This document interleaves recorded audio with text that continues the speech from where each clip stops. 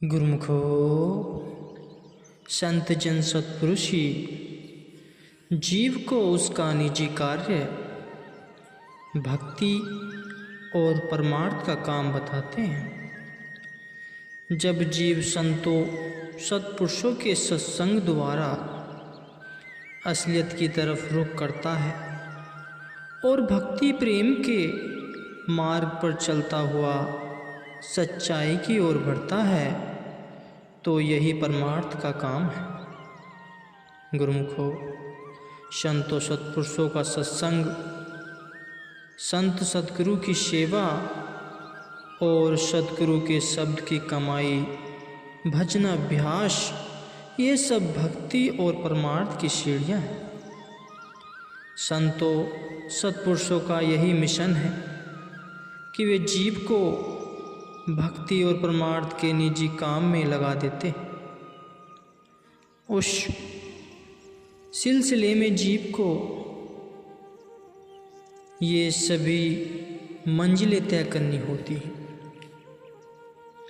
जीव की सुरती जो अपने निज घर से उतरकर संसार में और संसार की मोह ममता में फंस गई है, अब बगैर सतगुरु शब्द की अमली कमाई के, दूसरे शब्दों में बिना भजन अभ्यास की कमाई के, इसकी अपने घर में या निज देश में वापसी मुमकिन नहीं।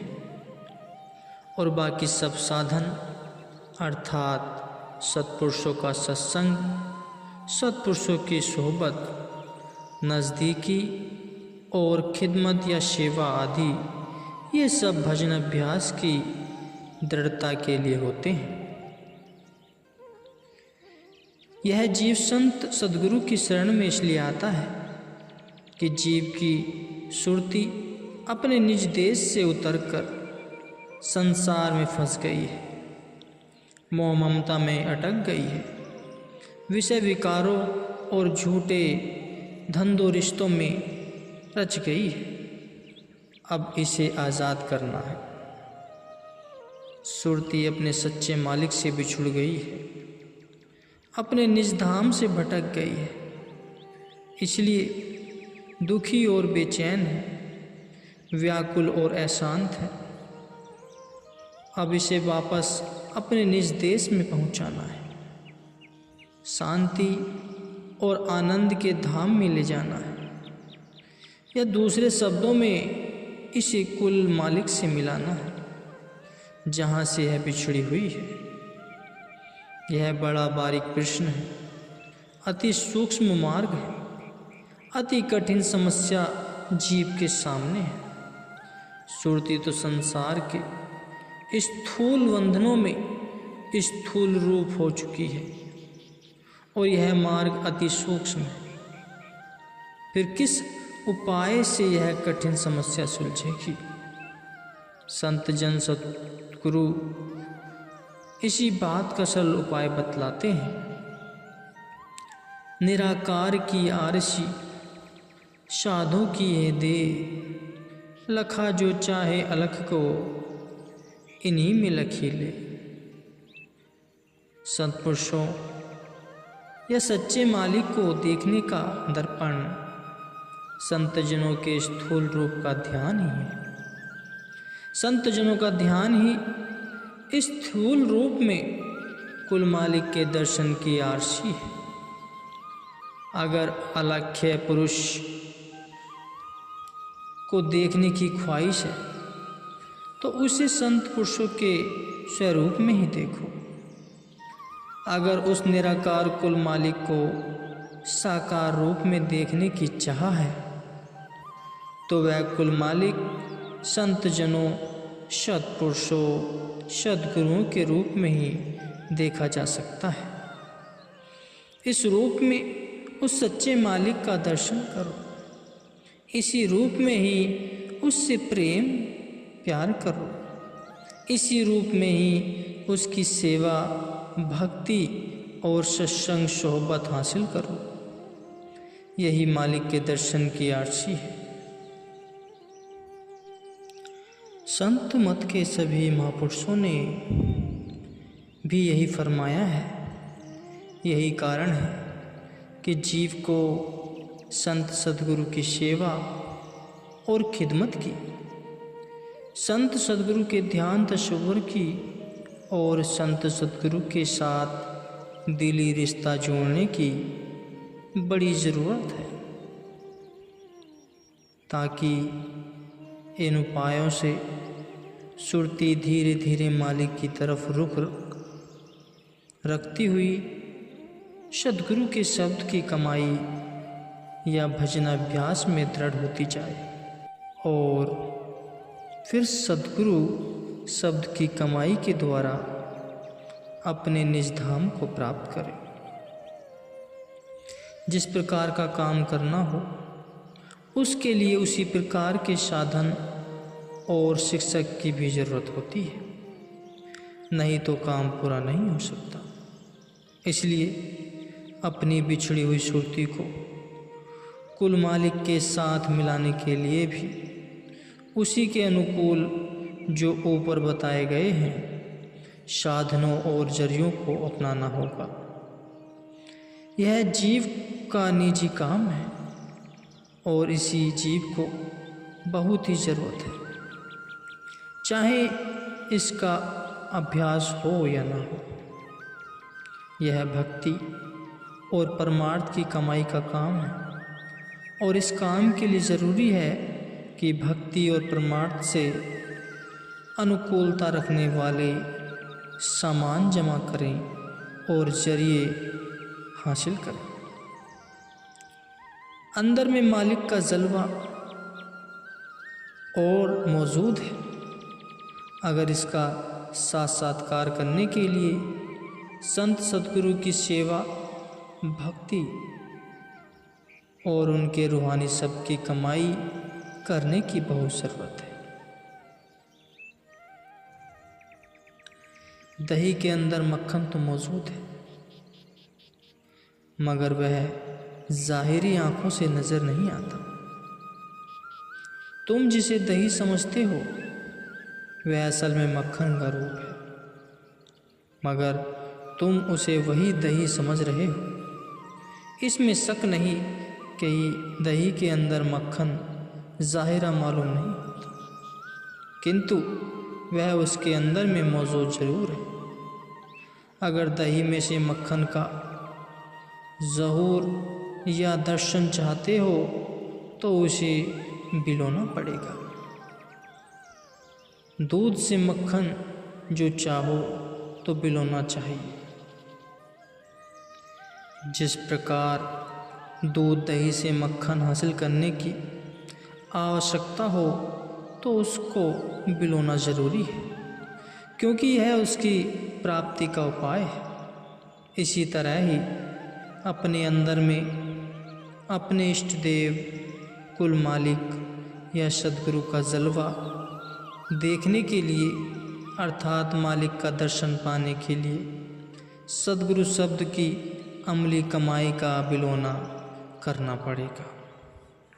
सद्गुरु शब्द की अमली कमाई या भजन अभ्यास के मालिक का दर्शन हासिल होना मुमकिन नहीं है। तुम भगवान का साक्षात्कार चाहते हो तो भगवान क्या है? वे सच्चित आनंद स्वरूप है। सत अर्थात जात में कायम या पूर्ण रोशनी, चित्त अर्थात चैतन्य, ज्ञान और आनंद, सच्ची खुशी। गोया तुम्हें हकीकी रोशनी, हकीकी इल्म और हकीकी खुशी चाहिए तो यह संत सद्गुरु की सच्ची मोहब्बत से हासिल होंगे। मन के ख्यालों के अधीन रहकर तुम इन्हें हासिल नहीं कर सकते। मन के मनोरथ, फुरने या इच्छाएं किसी को सच्चाई और रोशनी की तरफ नहीं ले जा सकती। मन की सारी दौड़ धूप काल और माया के दायरे के अंदर है। संतों का कहना है, मना मनोरथ छाड़ दे, तेरा किया न होवे, जो पानी गी निकशे, तो रूखा खाए न कोई।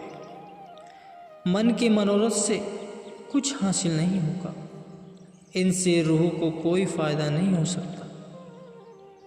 रूह की तरक्की के लिए जिन चीज़ों की ज़रूरत है, रूह की भूख जिस ग़िज़ा से मिट सकती है, वह संत सद्गुरु की मोहब्बत और उनके शब्द की अमली कमाई है। इसलिए मन के सब मनोरथ छोड़कर पूर्ण रूप से संत सद्गुरु से लीव लगाओ, सब कुछ तुम्हें मिलेगा। सद्गुरु के शब्द में सुरती को जोड़ो, इसी की तुम्हें ज़रूरत है। इसके बगैर तुम शांति और आनंद हरगिज़ नहीं मिल सकते। बस यही परमार्थ और भक्ति की कमाई है। सद्गुरु के दरबार में कितने ही किस्म व संस्कारों के लोग आते हैं। जिनके संस्कार ऊंचे होते हैं, वे हुक्म के पाबंद रहकर सद्गुरु की कृपा दृष्टि प्राप्त कर लेते हैं। परंतु कुछ लोग ऐसे भी होते हैं जो हुक्म की अवहेलना करके अपने बहुमूल्य समय को आलस्य एवं व्यर्थ के वाद विवाद में ही व्यतीत कर देते हैं। गुरु भक्ति की चाहना रखने वालों को सद्गुरु की आज्ञा का पाबंद होकर रहना अति आवश्यक है। एक समय की बात है, सद्गुरु श्री गुरु अर्जुन देव महाराज जी के दरबार में एक सेवक रहता था। वह भंडारे से लंगर आदि तो ग्रहण करता था, परंतु दरबार की कभी कोई सेवा नहीं करता था। दरबार का कोई सेवक उसे सेवा के लिए कहता तो वह यही जवाब देता कि मैं तो श्री गुरु महाराज जी का सेवक हूँ, न कि आपका। मुझे तो श्री गुरु महाराज जी जो सेवा देंगे, मैं वही सेवा करूँगा। धीरे धीरे यह बात श्री गुरु महाराज जी के चरणों तक भी पहुँच गई। एक दिन श्री गुरु महाराज जी वचन फरमा रहे थे कि सेवा एक सार वस्तु है जिससे मन शुद्ध और पवित्र होता है। जिन अंगों से सेवा की जाती है वे अंग भी पवित्र होते हैं। सेवा बिना शरीर किस काम का, इसका कोई भी अस्तित्व नहीं। इसलिए गुरु की सेवा में ही जीव का कल्याण है। जो गुरु मुख सच्चे दिल से सेवा करते हैं, वे सद्गुरु की प्रसन्नता के पात्र बनकर अपना जन्म सफल कर लेते हैं। ये वचन सुनकर वह सेवक उठकर खड़ा हो गया और हाथ जोड़कर प्रार्थना करने लगा कि हे कृपा निधान, मैं भी आपका सेवक हूँ और आपकी हर आज्ञा मानने को तैयार हूँ। आप मुझे जो भी सेवा प्रदान करेंगे, मैं उसे सहर्ष स्वीकार करूँगा, कि भले ही आप मुझे आग में कूदने का आदेश क्यों न देते। श्री गुरु महाराज जी ने फरमाया, अच्छा, अगर तुम हमारे हुक्म को मानकर आग में जलने के लिए तैयार हो तो वहाँ उस जंगल में चिता बनाकर उसमें अग्नि प्रज्वलित करके उसमें कूद जाओ। श्री गुरु महाराज जी की यह आज्ञा सुनकर वह जंगल की तरफ चला गया और वहाँ जाकर चिता के लिए लकड़ियाँ एकत्रित करने लगा। परंतु मन ही मन जलने के ख्याल में घबराने लगा। सोचने लगा कि शायद श्री गुरु महाराज जी किसी सेवक को भेजकर मुझे वापस बुला लेंगे। इसी उधेड़ बुन में लकड़ियाँ एकत्र करके वह चिता में आग देकर वह उसके चारों ओर चक्कर लगाने लगा।